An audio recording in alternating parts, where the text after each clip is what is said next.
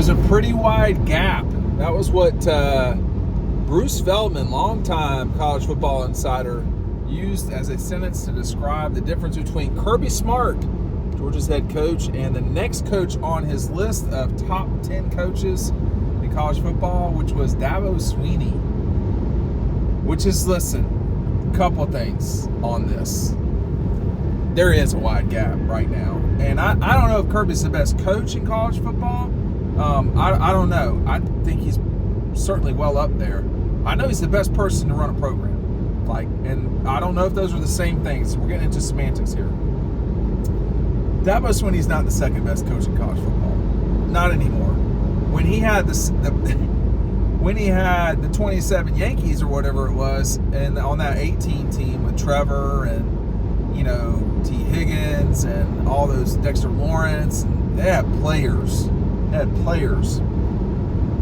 don't have players now.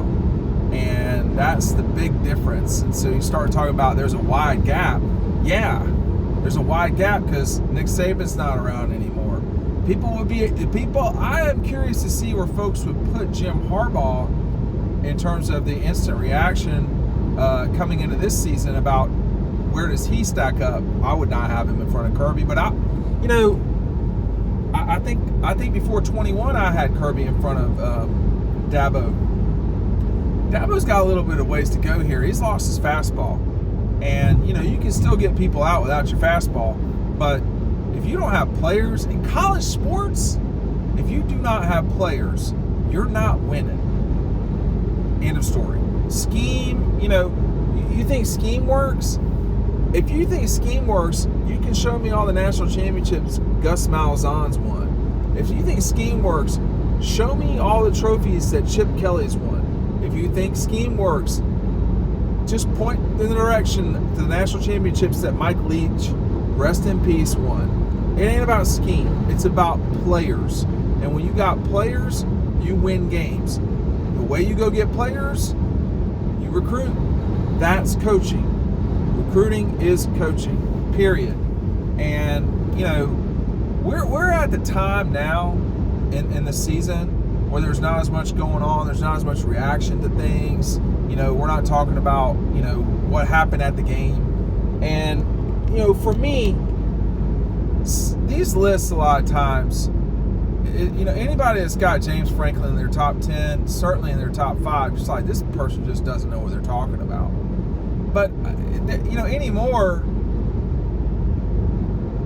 I think the reason why the gap is so wide, if you want to call it that, between Kirby and everybody else, and this is not Kirby post or we're sycophants for Kirby, and there's a lot of people that are.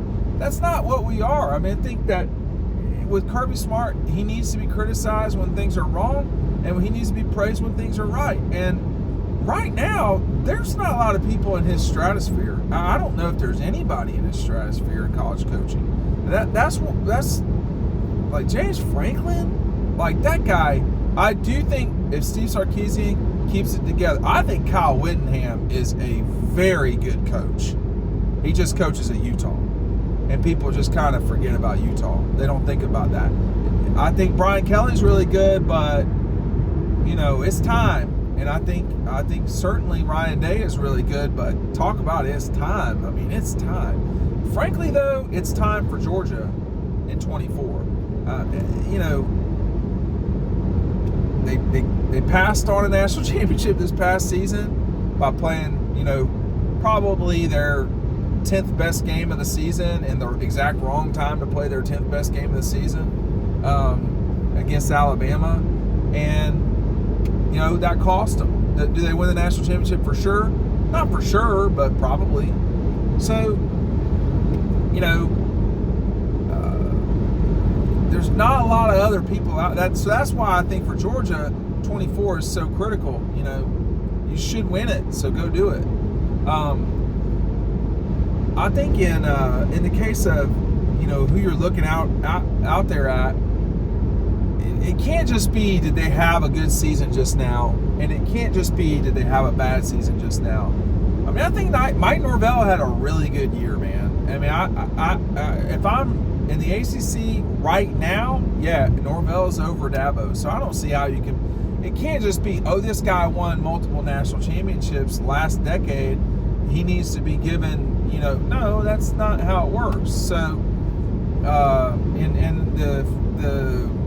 don't know why James Franklin is held in such high esteem by the national media.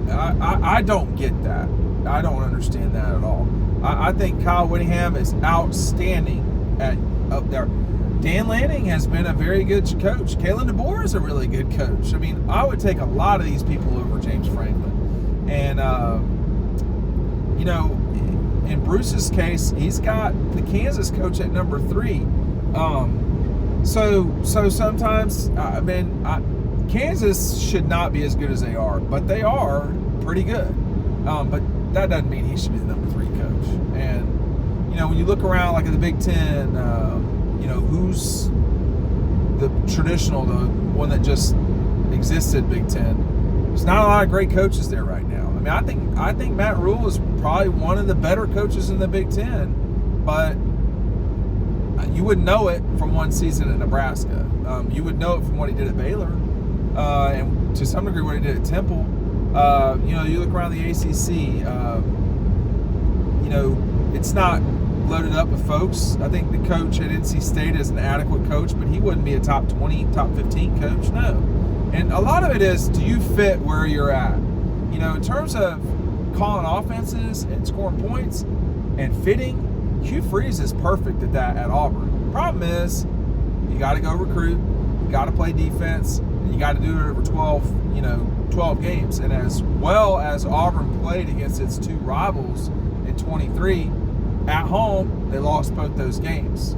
And those were costly losses because they, that win over Georgia would have solidified Hugh Freeze at Auburn. That win over Bama not only would have kept Alabama out of the playoff, it would have solidified his time at his program at Auburn. That's not going great over there.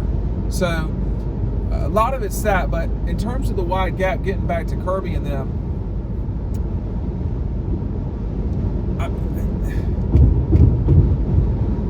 the most direct threat to Georgia right now, to me, and it's not really direct for me, is Ohio State. But they did not play well this past year. I mean, that was not a good Ohio State team. They have an explosive, probably all NFL wide receiver on their team with Harrison, and it just didn't work out. And they have 2 sick running backs coming into 2024, but if to have what he inherited and to get to the national championship game and lose to get blown out by Alabama and to get to the Peach Bowl and in theory your shot to win the national championship there against Georgia and then TCU, and to have Georgia come back on you and you can't do anything hardly in the 4th quarter, and some of the decisions that were made in that 4th quarter, I mean, it's not a good look for Ryan Day. Kirby's not had that, I don't know how else to put it, and it's a strong word. Kirby's not had that failure. He can't beat Nick Saban. Well, I mean, even though he did, right, in the national championship, by the way. But that's the challenge with Ryan Day. But I think Mark Stoops is really good at Kentucky. I think Mike Norvell did all he could do at Florida State.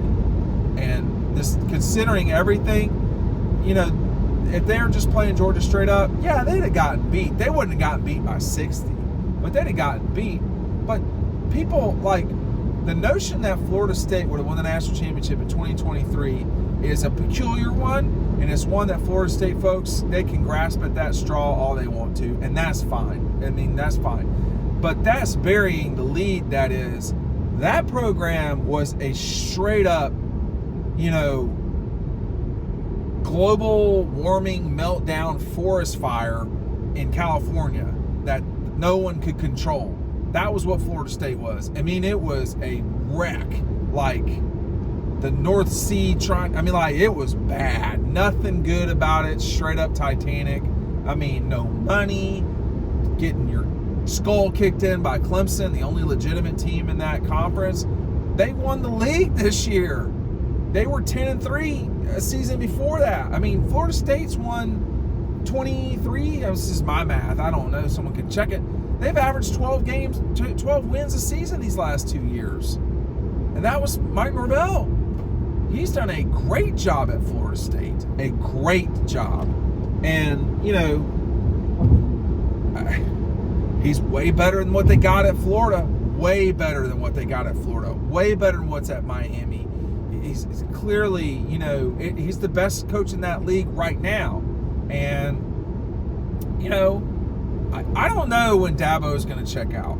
But he's not going to be there, I don't think, 10 years from now. And I don't think he'll be good. I'm skeptical he'll be there 5 years from now. I think he's very tired. And you can see it.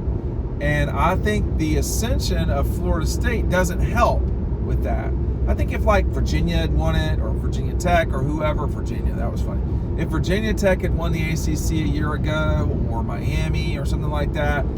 But Florida State, like, Clemson measures themselves in the league against Florida State. And Florida State's collapse has helped them. You know, Georgia forever, and this is always the case. Georgia and Florida that's their measuring stick. In the league, it's Florida, Georgia, Bama, LSU, Auburn, and Tennessee. That's been the six that everybody measures themselves against. And I think Heupel's been pretty good at Tennessee. I mean, like, I don't think it's been bad.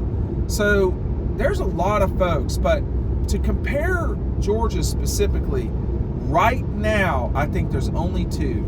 And I think Alabama would be 2.5, but I think it's Texas, Ohio State, and then Alabama. And after that, like, can we really say Florida State? Can we really say Penn State? Could you really say, you know, SC or UW? You know, now that they don't have the same coach that they had. What about Oregon? You know, they're right. But now the other thing about what I'm saying is these things can change too. And if you don't mind the store, you know, you're going to go out of business. And it's, you know, it's really, what's the word?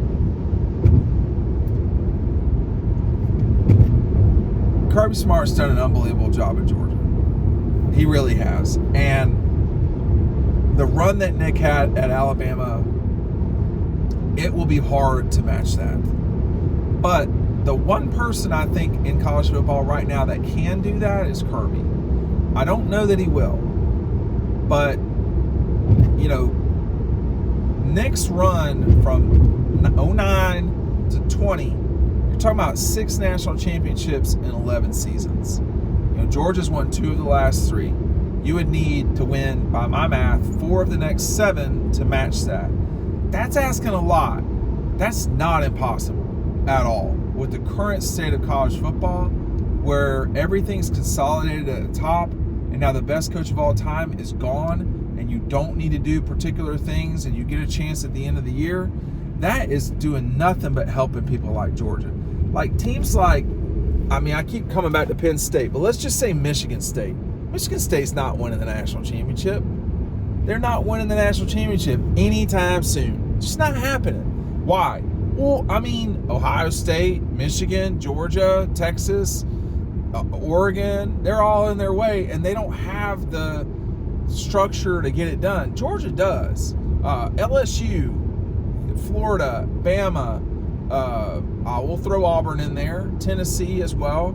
There are certain powers in the sport that this playoff will help them, but nobody is getting help more than Georgia. Like, Georgia doesn't need more margin for error, and now they've got it. And I think that this wide gap that Bruce was talking about, I don't think that gets a lot smaller anytime soon. Thanks for watching.